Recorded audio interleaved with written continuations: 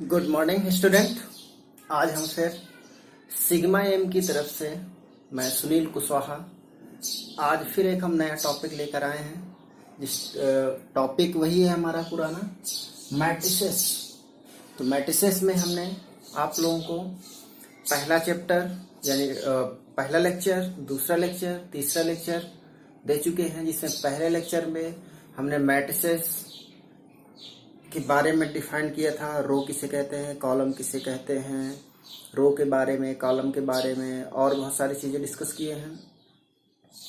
Second topic में types of से matrices के बारे में डिस्कस किए हैं और उनसे कुछ रिलेटेड क्वेश्चन किए हैं। थर्ड में हमने क्वेश्चन उन्हीं से रिलेटेड फर्स्ट टॉपिक और सेकेंड टॉपिक से लिए हैं। तो अगली हमारी है लेक्चर 4।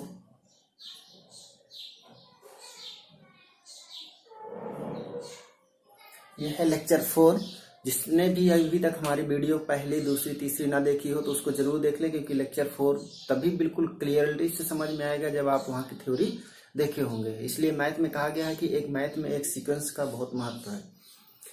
और मैथ में एक चीज़ ये भी है कि अगर मैथ में आपको कोई चीज़ अगर कॉन्सेप्ट क्लियर नहीं है तो फिर आप आगे डिस्कस नहीं कर सकते हैं। अगर आपको कॉन्सेप्ट क्लियर है तो फिर आगे बहुत सिंपली लगेगी। मैथ को रटा नहीं जा सकता, याद नहीं किया जा सकता, केवल इसको समझा जा सकता है। और इसमें मैथ में ये भी है कि मैथ की हर चीज़ आपको क्लियर होती है। अगर आपका 2 है तो 2 ही रहेगा, 4 है तो 4 ही रहेगा, उसमें इफ बट नहीं चलेगा। जो फिक्स है तो फिक्स रहेगा, उसको आप कहीं भी जाइए आइए। इसलिए मैथ थोड़ा सा उस पर नहीं लागू होती है। मैथ हर चीज़ के लिए एग्जैक्ट लागू होती है। तो यहाँ पर हम लेक्चर 4 में आज हम डिस्कस करेंगे मैट्रिसेस में अवयवों पर संक्रियाएं यानी ऑपरेशन ऑन मैट्रिसेस। तो ऑपरेशन ऑन मैट्रिसेस में उसके अंतर्गत हमारे पास है, पहला है अवयवों का योग यानी एडिशन ऑफ मैट्रिसेस। तो एडिशन कब कहेंगे, देखिए इसमें जब हमारे पास दो अवयव ए तथा बी दिए हुए हों तो हम a प्लस बी को तभी जोड़ सकते हैं जब अवयव ए तथा अवयव बी दोनों ही हमारे पास रो तथा कॉलम, याद रखिएगा, रो तथा कॉलम की संख्याएं बराबर हों। यानी रो और कॉलम की संख्याएं अगर हमारे पास बराबर हैं तो हम ऐसे अवयव को, और यदि बराबर नहीं है तो हम ऐसे अवयव को जोड़ नहीं सकते हैं। इसका मतलब ये नहीं है कि अवयव में एलिमेंट की बात नहीं कर रहे हैं। अवयवों की संख्या का मतलब है, इसमें हमारे पास 2 मैट्रिक्स दे रखी हैं, एक ए है एक बी है। अगर ये हमारे पास 3x1 है तो इसको भी 3x1 होना पड़ेगा। अगर ये 3x1 है ये और ये भी 3x1 है तभी हम इसको जोड़ सकते हैं। अगर हमारे पास 3x1 की मैट्रिक्स नहीं है तो हम इनको जोड़ नहीं सकते हैं। ध्यान रहे फिर। तो इसके लिए ये चीज होना मस्ट है। तो यानी आप मैट्रिसेस को तभी जोड़ सकते हैं जब उसमें रो और कॉलम की संख्या बराबर हो। एलिमेंट की बात नहीं कर रहे हैं कि आप लोग सोचने लगे कि उसमें मैट्रिक्स में एलिमेंट बराबर हो।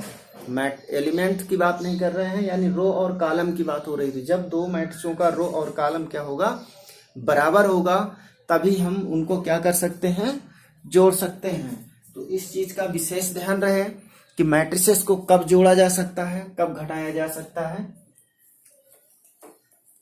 अच्छा, सब्ट्रैक्शन की बात हम यहाँ पर एक साथ ही डिस्कस किए दे रहे हैं।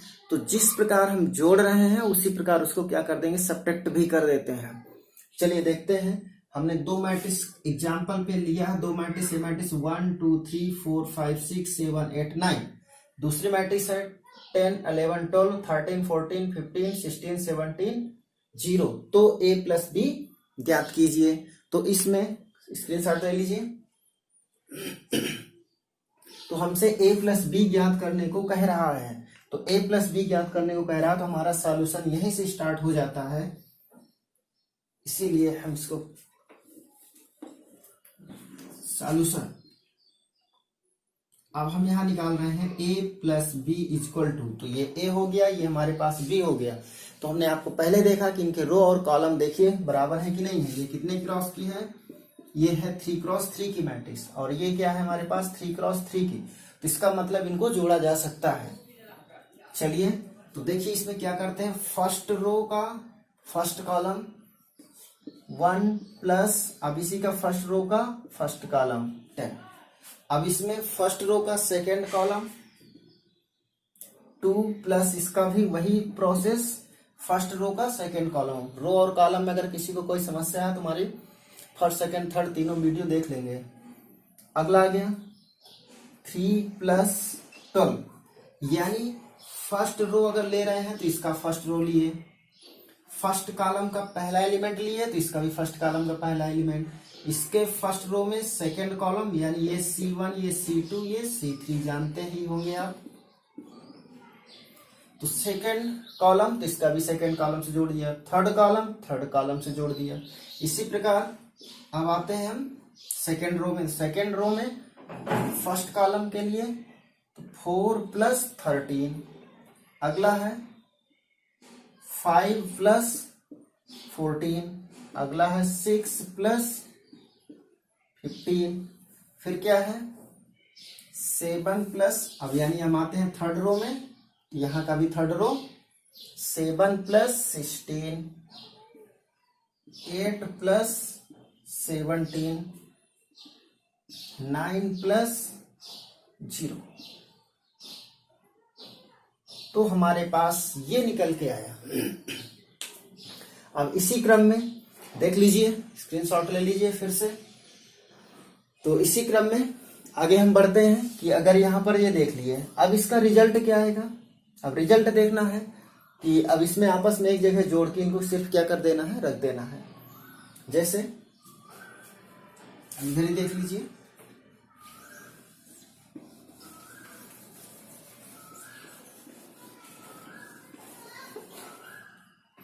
क्या जाएगा 10 प्लस 1 11, अगला क्या जाएगा 11 प्लस 2 13, 12 प्लस 3 15, फिर क्या गया 17, फिर क्या गया 19, 21, फिर 23, फिर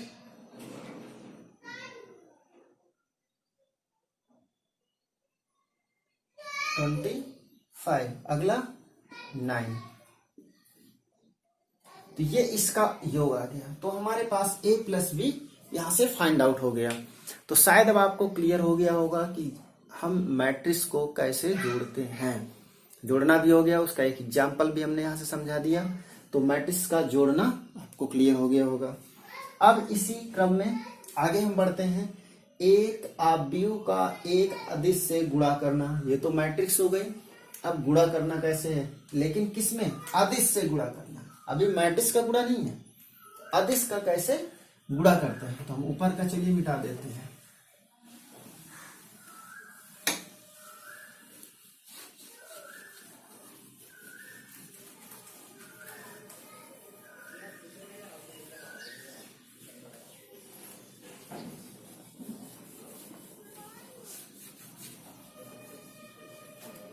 चलिए देखते हैं। अब अदिश से गुणा करना है, यानी multiplication of a matrices by a scalar.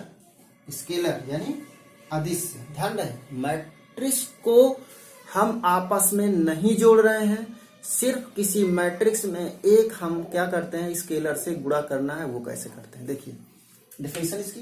यदि a इक्वल टू ए आई जे, ये सारी चीजें क्लियर ही होंगी। ये क्या होता है हमारा रो, ये क्या होता है कॉलम, यानी m क्रॉस n एक मैट्रिक्स है तथा K एक अदिश है। तो Ka एक ऐसा मैट्रिक्स है जिसे A के प्रत्येक अवयव को अदिश के से गुणा करके प्राप्त किया जाता है। यानी अगर हमारे पास कोई एक मैट्रिक्स दे रखी है, उस मैट्रिक्स में अगर हमें किसी एक अदिश यानी स्केलर का गुणा करें, तो उस मैट्रिक्स के प्रत्येक एलिमेंट के साथ वो क्या हो जाता है, मल्टीप्लाई हो जाता है। ध्यान रखिएगा, मैट्रिक्स में है, ये मैट्रिक्स में होता है। जैसे एक हम एग्जांपल ले लें,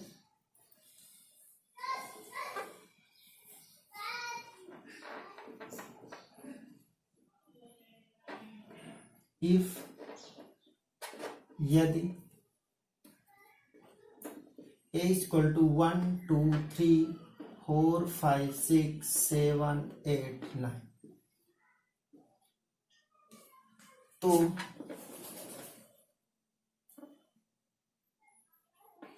3a ज्ञात कीजिए। अब यहां पर आपके पास एक मैट्रिक्स ए दे रखी है, अब उसमें कह रहा है कि उसका 3a ज्ञात करना है।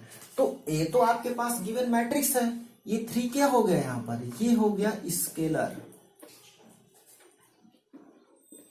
जिसको बोलते हैं अदिश।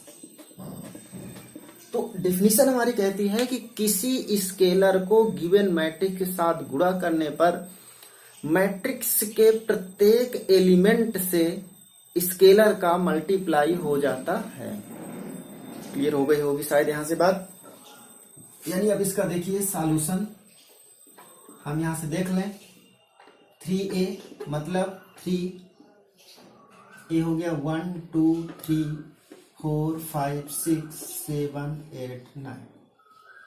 अब ये निकालना है, तो इसी क्रम में देख लीजिए हमें 3a का है, इसमें ये कहा गया ना कि मैट्रिक्स के प्रत्येक एलिमेंट के साथ मल्टीप्लाई, यानी यहां पर आ जाएगा 1 गुणे 3 2 गुणे 3 3 गुणे 3 4 गुणे 3 5 गुणे 3 6 गुणे 3 7 गुणे 3 8 गुणे 3 9 गुणे 3। शायद यहां क्लियर होगा। अब मैं इसको इरेज कर रहा हूं, डिफिनीशन एक बार और देख लीजिए। यानी ए कोई मैट्रिक्स है, उसके साथ अगर हम के कोई एक मल्टीप्लाई करें तो इसको के ए लिखेंगे, तो उस मैट्रिक्स के प्रत्येक अवयव को अदिश के से गुणा करके प्राप्त किया जा सकता है। तो हमने यहाँ पर प्रत्येक एलिमेंट के साथ मैट्रिक्स से 3 का क्या कर दिया, गुणा कर दिए हैं। चलिए इसी क्रम में आगे सॉल्व करते हैं। 3 1 जा 3 3 2 6 3 3 9 4 3 12 15 18 21 24 26। ये यहां से आपको मिल गया 3a, यही इसका आंसर होगा। स्क्रीनशॉट ले लीजिए भाई, तुरंत आप ये लोग स्क्रीनशॉट ले लीजिए। शायद यहां से क्लियर हो गया होगा। अब इसी क्रम पे हमने यहां से आपको क्या कर दिया, स्केलर का मल्टीप्लिकेशन बता दिया। अब कुछ हमारे पास प्रॉपर्टियां हैं भाई, उन प्रॉपर्टियों को पढ़ लेते हैं, देन फिर आगे बढ़ते हैं। चलिए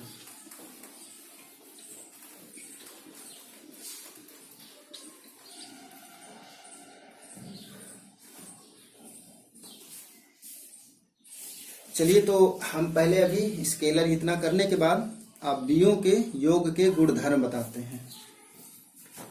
अवयवों के योग के गुणधर्म।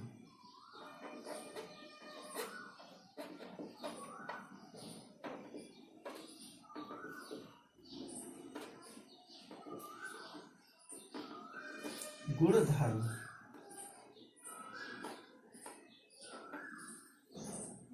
चलिए इसकी इंग्लिश बता दीजिए भाई, क्या होगी। इंग्लिश पढ़ना जरूरी है, हमने पहले बताया था। प्रॉपर्टी ऑफ मैट्रिक्स एडिशन क्या कहते हैं, प्रॉपर्टी ऑफ मैट्रिक्स एडिशन, यानी अवयवों के योग के गुणधर्म।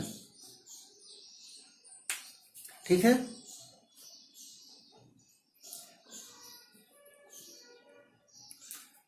तो इसमें भाई आपकी कई सारी प्रॉपर्टियां हैं। हमने एडिशन पढ़ाया, इसीलिए हम क्या कर रहे हैं, एडिशन की ही प्रॉपर्टी लेके चल रहे हैं। पहला होता है क्रम विनिमय नियम, जिसको बोलते हैं कम्यूटेटिव लॉ। क्रम विनिमय,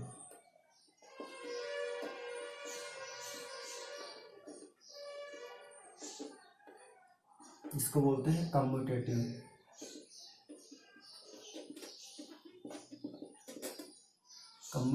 लॉ। ठीक है, ये किसके लिए है? एडिशन के लिए, याद रहे किसके लिए? एडिशन के लिए, योग के लिए हम पढ़ रहे हैं। तो कम्यूटेटिव लॉ क्या होता है? देखिए इसमें अगर हमारे पास इफ ए तथा बी दो matrix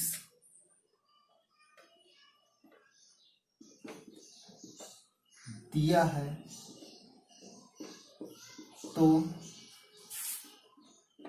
a plus B equal to B plus A, ये प्रॉपर्टी यहां पर होल्ड होती है। इसी को हम कहते हैं कम्यूटेटिव लॉ। यानी अगर हमारे पास a plus B equal to B plus A हो तो हम यहां कहते हैं क्रम विनिमय नियम। एडिशन के रिस्पेक्ट में है, याद रहे। मल्टीप्लिकेशन पे क्या होगा, हम वहां पर मल्टीप्लिकेशन के देखिए। दूसरा है साहचर्य नियम, दूसरा है आपका साहचर्य नियम।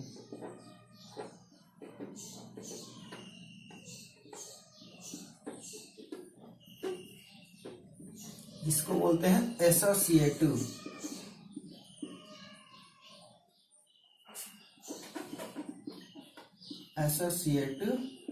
लॉ। चलिए इंग्लिश में भाई हम बार बार कह रहे हैं कि इंग्लिश में जरूर याद रखें। अब इसमें एसोसिएटिव लॉ ध्यान रहे किसके लिए? एडिशन के लिए। अब इसमें है इफ ए बी तथा सी गिवन मैट्रिक्स,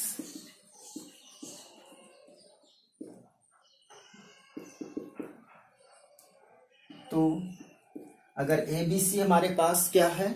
गिवन मैट्रिक्स है, तो यहां पर क्या होगा? ए प्लस बी प्लस सी में हम क्या करते हैं? ध्यान रहे अगर हमारे पास तीन मैट्रिक्स है, हमको एडिशन के रिस्पेक्ट में देखना है, तो A plus B plus C equal to A plus B plus C. यानी अगर हमारे पास तीन मैट्रिक्स हैं तो हम किन्हीं दो मैट्रिक्स को पहले लेके जोड़ दें, फिर उसके तीसरी मैट्रिक्स के साथ जोड़ दें, या उन्हीं का क्रम बदल दें। अगर हम नाम से इस पर उसमें यानी पहले BC को हमने जोड़ दें, या पहले AB को जोड़ दें फिर C के साथ जोड़ें, या B और C को पहले एक साथ जोड़ दें बाद में A के साथ जोड़ दें, तो दोनों क्या होंगे? दोनों मैट्रिक्स बराबर होगी। तो ये क्या कहलाती है? हमारी साहचर्य नियम। तो ये हमारे दो प्रॉपर्टी हो गई। अब हम अगली प्रॉपर्टी की ओर चलते हैं। अगली प्रॉपर्टी योज तत्समक यानी एडेटिव आइडेंटिटी। योज तत्समक,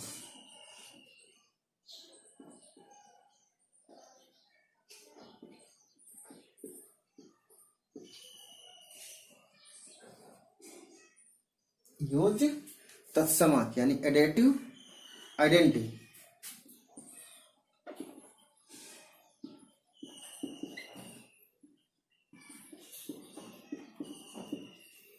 एडेटिव आइडेंटिटी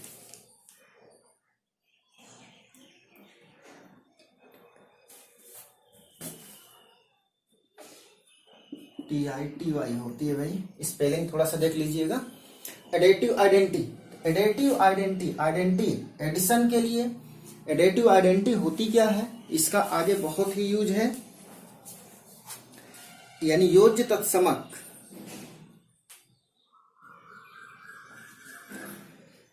यानी एडेटिव आइडेंटिटी, एडिशन के रिस्पेक्ट में आपकी जो आइडेंटिटी होती है वो जीरो होती है। एडिशन के रिस्पेक्ट में यानी ऐड करने पे जो हम प्राप्त कर, यानी जो हमारे पास गिवन मैट्रिक्स है उसमें क्या जोड़ दें कि खुद हमें वही मैट्रिक्स मिल जाए।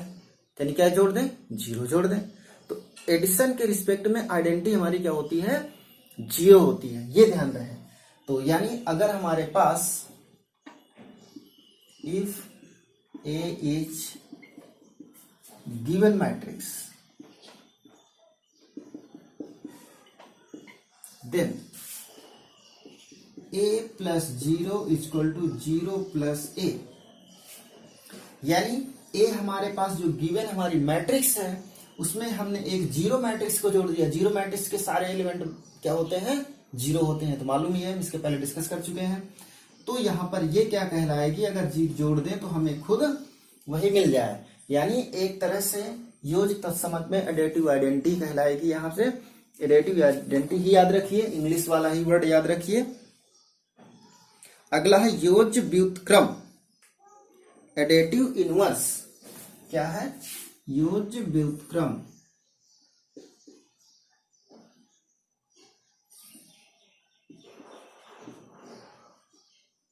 जिसको बोलते हैं एडिटिव इनवर्स।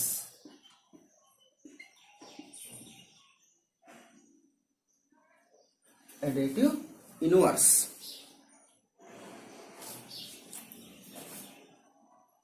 ठीक है, तो देखिए योज्य व्युत्क्रम एडिटिव इनवर्स यानी इसी का इनवर्स। क्लियर हो गया? योज्य प्लस के रिस्पेक्ट में है, तो अगर हम प्लस लेते हैं तो उसका व्युत्क्रम क्या हो जाएगा? माइनस। क्लियर? ये एडिटिव इनवर्स यानी ए का इनवर्स क्या हो जाएगा? माइनस है। एक तरह से हम ये कहते हैं कि किसी चीज का इनवर्स करने पर हमें क्या मिल जाए? आइडेंटिटी मिल जाए। क्या मिल जाए? आइडेंटिटी। तो एडिशन के रिस्पेक्ट आइडेंटिटी क्या है? 0। इसका मतलब अगर हमारे पास if A is given matrix then minus A is additive inverse.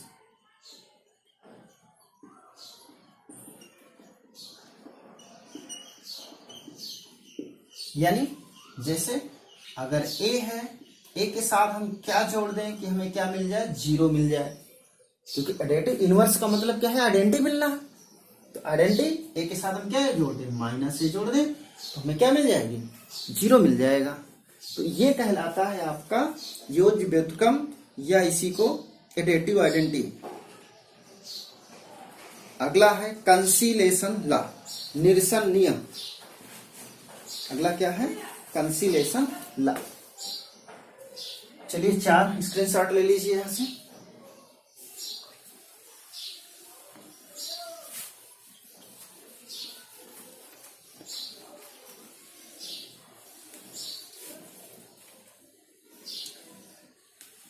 भाई ये नियम बहुत जरूरी है, क्योंकि इसके बाद जब सेट थ्योरी चलती है तो सेट थ्योरी में ये सारे नियम क्या होते हैं? फॉलो करना पड़ता है। तो अगला है निरसन नियम, कंसीलेशन लॉ। चलिए 5वां है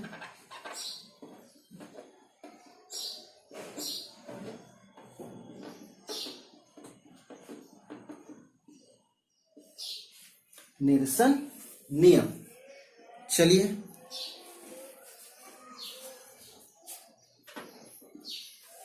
कंसीलेशन लॉ, CANCE, कंसीलेशन लॉ, निरसन नियम। कंसीलेशन लॉ से ही क्लियर है कि कंसीलेशन लॉ यानी काटना।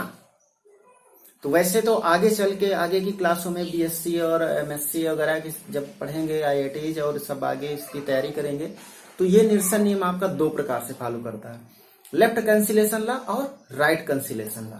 लेकिन हमें यहाँ ये सब अभी पढ़ने की जरूरत नहीं है कि लेफ्ट क्या है, राइट क्या है, लेकिन फिर भी हम थोड़ा सा डिस्कस कर देंगे। यानी अगर आपके पास कोई मैट्रिक्स दे रखी है, यानी जैसे हम कह दें A + C = B + C, ये दे रखा है, तो यहां पर आप देख रहे हैं कि A के साथ C मैट्रिक्स को जोड़ा गया है, B के साथ भी C मैट्रिक्स को जोड़ा गया है। तो यहां पर चूंकि ये दोनों कहां रखे हैं? राइट में, ए के राइट में, बी के भी राइट में, राइट साइड यानी दाहिने साइड। तो अगर हम नियमतः इसकी बात करें, जब आगे है उसमें हायर में आप लोग पहुंचेंगे, BSc और MSc वगैरह कुछ करेंगे, तो यहां पर इसको कह देंगे राइट कंसीलेशन लॉ। क्या कह देंगे? राइट। क्योंकि ये राइट में C दोनों में क्या है? बराबर है, तो ये क्या हो जाता है? आपस में आपका कैंसिल हो जाता है, इसलिए इसको क्या कह देते हैं? Right cancellation law. तो इसको हम इम्प्लाइड दैट यहां से लिख सकते हैं A = B। तो ये कैंसिल हो गया C और C यहां से, तो इसलिए इसको क्या कह देते हैं? कंसीलेशन लॉ। आगे चल के इसी को पढ़ेंगे, राइट कंसीलेशन लॉ। या इसी सीक्वेंस में अगर आपका लिखा हो C + A = C + B, तो ये चूंकि A के लेफ्ट में है, ये भी B के लेफ्ट में है, तो यहाँ क्या कहलाएगा? ये कैंसिल होके इम्प्लाइड दैट बन जाएगा A = B, तब भी वही निकलेगा। तो इसको क्या बोलते हैं? Left cancellation law. ठीक है, आगे शायद कोई दिक्कत नहीं होगी। चलिए निरसन नियम आपका ये कल से आ गया आपका, ठीक है ना, कंसिलेशन लॉ। अब आगे हम आपको इसी क्रम में बताते हैं। अच्छा, इसकी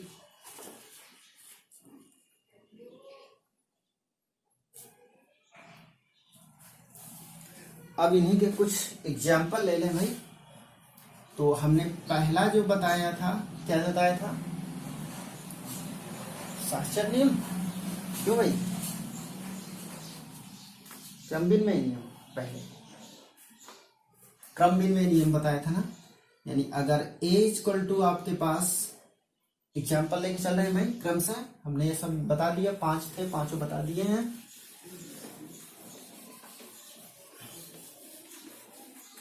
पहला नियम था, अगर a इक्वल टू आपके पास 1 2 3 4 है कोई मैट्रिक्स, एंड दूसरी है 0 3 5 9, तो a प्लस b आपको देखना है।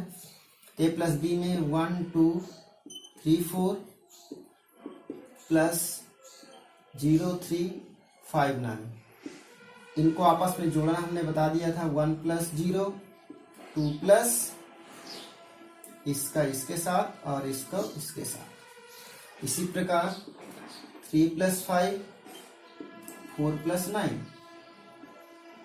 ये क्या मिल जाएगा, 1 और 5 8 13, ठीक है। अब इसी क्रम पे हम देख लेते हैं b प्लस ए। b प्लस ए में बी ए है हमारे पास मैट्रिक्स, ठीक है, यानी 0 3 5 9 प्लस ए है आपके पास 1 2 3 4, इनको आपस में जोड़ देंगे तो 0 प्लस 1 3 प्लस 2 5 प्लस 3 9 प्लस 4, क्या आ जाएगा, 1 5 8 13,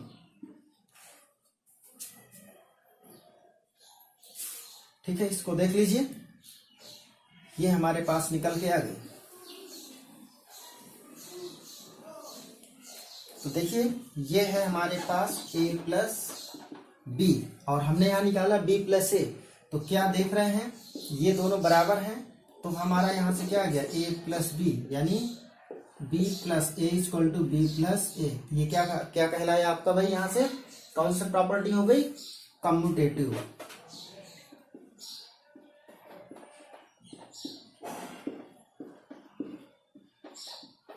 कौन सी प्रॉपर्टी हो गई, कम्यूटेटिव प्रॉपर्टी हो गई। इसी क्रम में हम स्क्रीनशॉट ले लीजिए, दूसरी प्रॉपर्टी की ओर बढ़ते हैं। दूसरी प्रॉपर्टी का एक एग्जाम्पल लेते हैं। दूसरी प्रॉपर्टी आपकी, दूसरी प्रॉपर्टी क्या बताया भाई, याद रखिए, associative law. Associative law,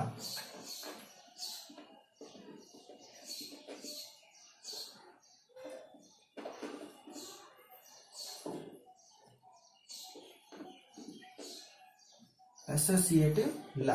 associative law में हमने 3 मैट्रिक्स ले रखी थी, यानी अगर हमारे पास a इक्वल टू है 1 2 3 4, b इक्वल टू है 0 1 2 3, एंड c इक्वल टू है 1 0 3 2, देन क्या निकालना है, a प्लस बी प्लस सी, ये निकालना है आपको। तो यहां पर हो गई 1 2 3 4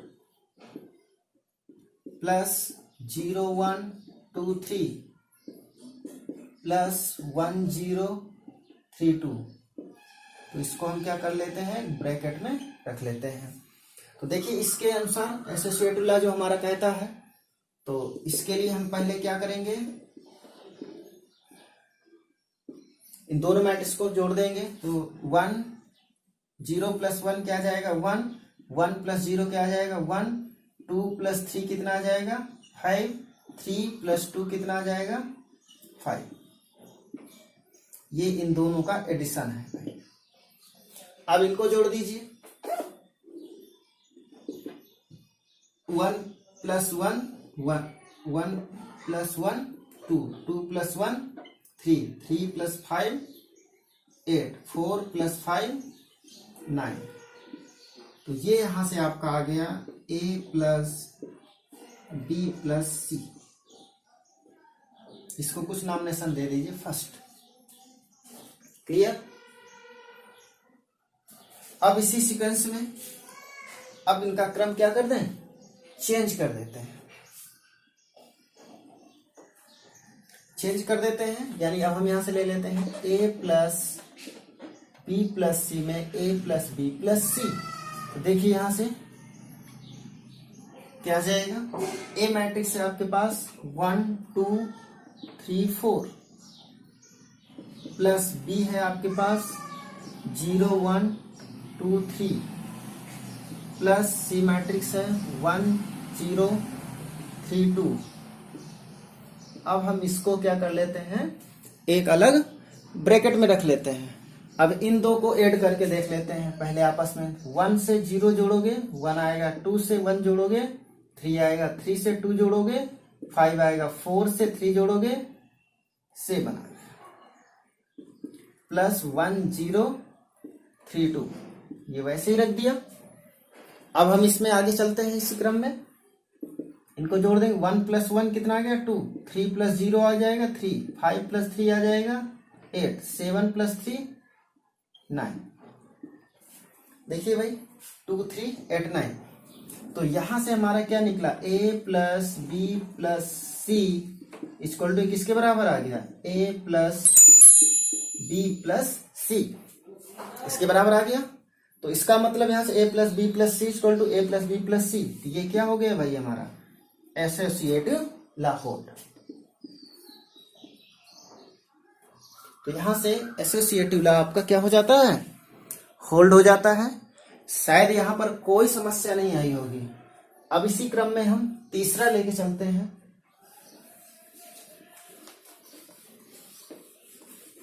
भाई अगर एक चीज का याद रखिए भाई, अगर किसी को कोई क्वेश्चनों पे कहीं समस्या हो तो कमेंट बॉक्स में कमेंट जरूर दें। और हम बार बार कह रहे हैं कि इन सब चीजों को पढ़ने से पहले हमारे जो पहले दूसरे तीसरे लेक्चर के वीडियो हैं उनको जरूर देख लें, क्योंकि चौथा लेक्चर है आपका, जो चौथा है तो ये तभी क्लियर अच्छे से समझ में आएगा जब आप उन तीनों की थ्योरी क्लियर कर लेंगे। चलिए दो तो हमने बता दिए। अब तीसरा क्या था, योज्य तत्सम यानी एडेटिव आइडेंटिटी।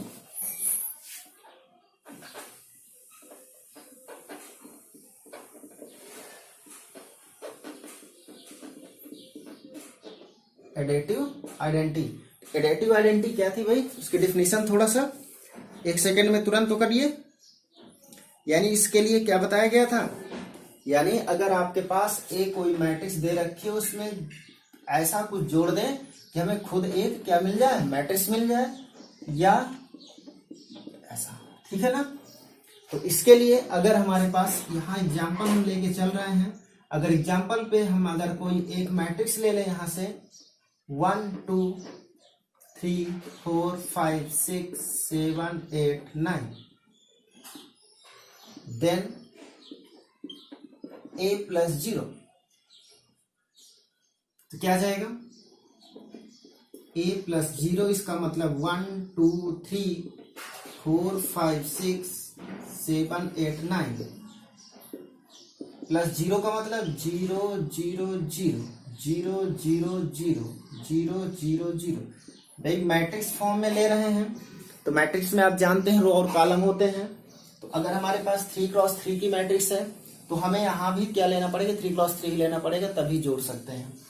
अब 1 का 0 के साथ एडिशन, 2 का 0 के साथ एडिशन, 3 का 0 के साथ एडिशन, इसी प्रकार 4 का 0 के साथ, 5 का 0 के साथ, 6 का 0 के साथ, 7 का 0 के साथ, 8 का 0 के साथ, 9 का 0 के साथ जोड़ेंगे तो सेम खुद हमें यही 1 2 3 4 5 6 7 8 9 ये खुद ही वही मैट्रिक्स मिल जाएगी। तो यहाँ से a + 0 = ये क्या हो गई, एडेटिव आइडेंटिटी हो गई। शायद यहाँ से किसी को कोई समस्या नहीं होगी। फिर भी अगर कोई समस्या है तो हमने पहले ही बताया कि कमेंट्स बॉक्स में या फिर हमारे व्हाट्सएप नंबर है, वहां पूछ सकते हैं कोई क्वेश्चन कि सर ये चीज हमें आपने इस लेक्चर 3 पे 4 पे ये क्वेश्चन दिया था, ऐसा है, ये नहीं समझ में आया, तो मैं उसको व्हाट्सएप में या फिर कमेंट्स बॉक्स में अगर आप ज्यादा रिक्वेस्ट आती है कि ये चीज नहीं समझ में आती तो उसकी अलग से एक वीडियो डाल देंगे। नंबर हमारा वैसे आप लोग पिछली वीडियो में या फिर यहाँ से व्हाट्सएप नंबर है 9918888071, ये व्हाट्सएप नंबर और कॉन्टैक्ट नंबर दोनों हैं। आप यहाँ से इंक्वायरी ले सकते हैं, किसी भी प्रकार की इंक्वायरी क्लास के लिए या किसी भी चीज के लिए, ये आप इंक्वायरी यहाँ से ले सकते हैं। चलिए 3 हो गई, अगली है हमारी चौथी प्रॉपर्टी। चौथी कौन सी थी भाई, देख लीजिए, तब तक आप लोग नोट जरूर कर लिया करें। चौथी प्रॉपर्टी कौन सी है बताइए? Additive inverse. चौथी कौन सी है? Additive inverse. एडेटिव इनवर्स का क्या मतलब है? यानी उसके साथ मैट्रिक्स के साथ अगर जो भी हम मैट्रिक्स लें उसी का क्या कर दें, माइनस में हो, तो हम यहां से क्या कर लेते हैं, एडेटिव इनवर्स हमें मिल जाता है। तो उसके लिए देखना है कि हमें क्या मिल जाए, वो 0 मिल जाए। तो इसका मतलब यहां से क्या है, जैसे हम कोई मैट्रिक्स ले लें A इक्वल टू 1 2 3 4 5 6 7 8 9, तो एडेटिव इनवर्स हमारा कहता है, उसकी डिफिनीशन यही है कि क्या हो, a plus minus A equal to क्या मिलना चाहिए, 0। तो यहां से a आपके पास कितना है, 1 2 3 4 5 6 7 8 9 प्लस, अब इसका माइनस ए ही है, इसको हमने पहले बाहर कर लिया, 1 2 3 4 5 6 7 8 9, ये है। तो देखिए हमने स्केलर मल्टीप्लिकेशन पे आपको बताया था कि अगर एक तरह से माइनस को हम 1 भी लिख सकते हैं, यहाँ पर एक अदिश गुणांक हो गया, तो इसका प्रत्येक के साथ क्या हो जाएगा, अलग अलग मल्टीप्लाई हो जाएगा। तो यानी यहां से हम लिख सकते हैं 1 2 3, चलिए इधर आगे ले लेते हैं, 1 2 3 4 5 6 7 8 9 प्लस, यानी इसका मल्टीप्लाई प्रत्येक के साथ। तो यहां क्या आ जाएगा, -1 -2 -3 -4 -5 -6 -7 -8 -9, तो क्या आ जाएगा, 1 का -1 0 0 0 0 0 0 0 0 0। इसमें बताया गया था इसकी प्रॉपर्टी, एडेटिव इनवर्स की प्रॉपर्टी ही क्या होती है, यानी a plus minus A equal to क्या मिलना चाहिए, 0, ये मिलना चाहिए। तो आपने देख लिया, ए कोई हमने मैट्रिक्स ली, उसके लिए माइनस ए के से रिप्लेस करके देखा, तो हमें क्या मिल जाती है, यहाँ 0 मैट्रिक्स। ये क्या कहलाएगा, एडेटिव इनवर्स। शायद यहाँ से क्लियर होगा कि एडेटिव इनवर्स क्या है। लास्ट, फिर आगे चलते हैं। चलिए स्क्रीनशॉट ले लीजिए, मैं हट जाता हूं। चलिए ठीक हो।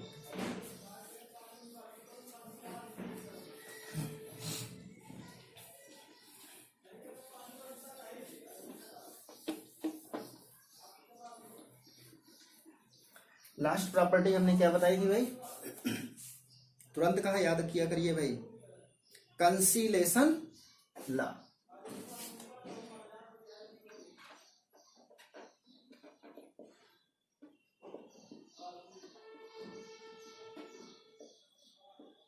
इसमें हमने लिया था कि अगर a plus C equal to B plus C, then by cancellation law a equal to B, ये होना चाहिए, है ना।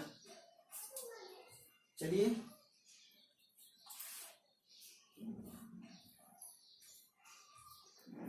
तो इसका मतलब एक एग्जाम्पल से हम लेते हैं इफ ए इक्वल टू अगर 1 2 3 4 5 6 7 8 9 ये हमारे पास मैट्रिक्स है। बी इक्वल टू अगर हम ले लें 0 2 3 1 2 3 2 0 1 एंड सी इक्वल टू हम ले लें 0 0 1 0 2 1 0 1 3 ये है हमारे पास।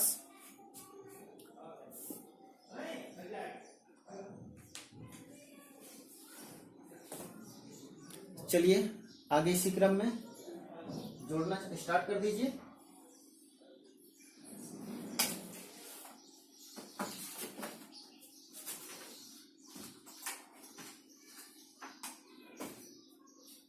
चलिए जोड़ना स्टार्ट करिए भाई, कंटिन्यू हो जाइए।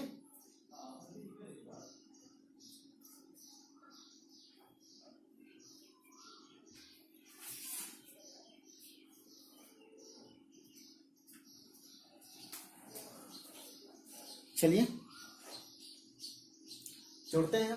अब इस समय क्या चाहिए, बाय कंसिलेशन लॉ यानी a plus C is equal to b plus C. A है हमारे पास 1 2 3 4 5 6 7 8 9 प्लस सी है आपके पास 0 0 1 0 2 1 0 1 3 इक्वल टू बी है आपके पास 0 2 3 1 2 3 2 0 1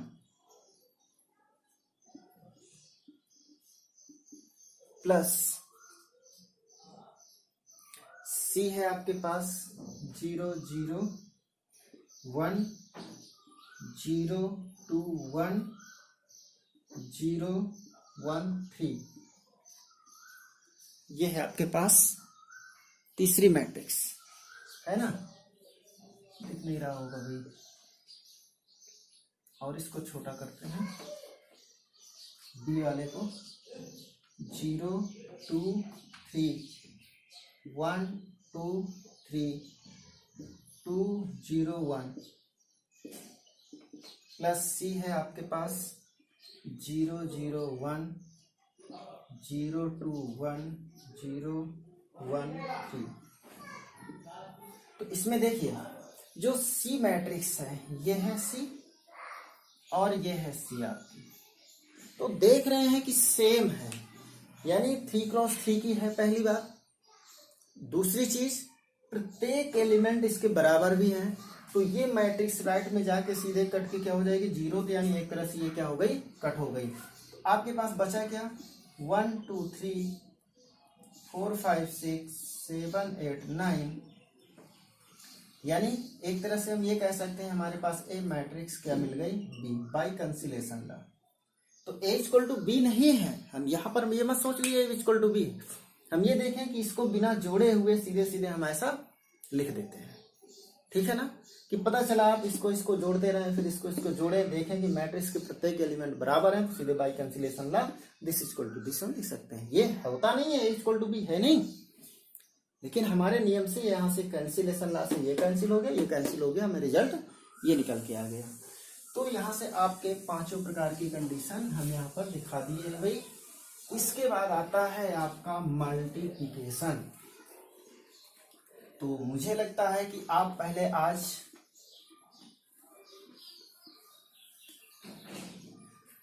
क्योंकि मल्टीप्लिकेशन के लिए फिर एकदम नए जोश के साथ नेक्स्ट क्लास में हम देखते हैं, तब तक आप लोग क्या करिए, इसके एडिशन की ये सारी प्रॉपर्टियों को होल्ड करते हुए कुछ क्वेश्चन सॉल्व करिए। स्केलर मल्टीप्लिकेशन हमने बताया, उसको स्केलर मल्टीप्लिकेशन से हल करिए। और गाइड्स ध्यान रहे लाइक शेयर और कमेंट्स करते रहिए ताकि ज़्यादा से ज़्यादा लोग इससे जुड़ सकें और उनको प्रॉफिट मिल सके। Free of live free classes lecture हैं ये, तो इसके लिए आप हमारे ये ध्यान रखिए कि चौथा लेक्चर था, तो चौथे के लिए आपको पहला दूसरा तीसरा देखना पड़ेगा।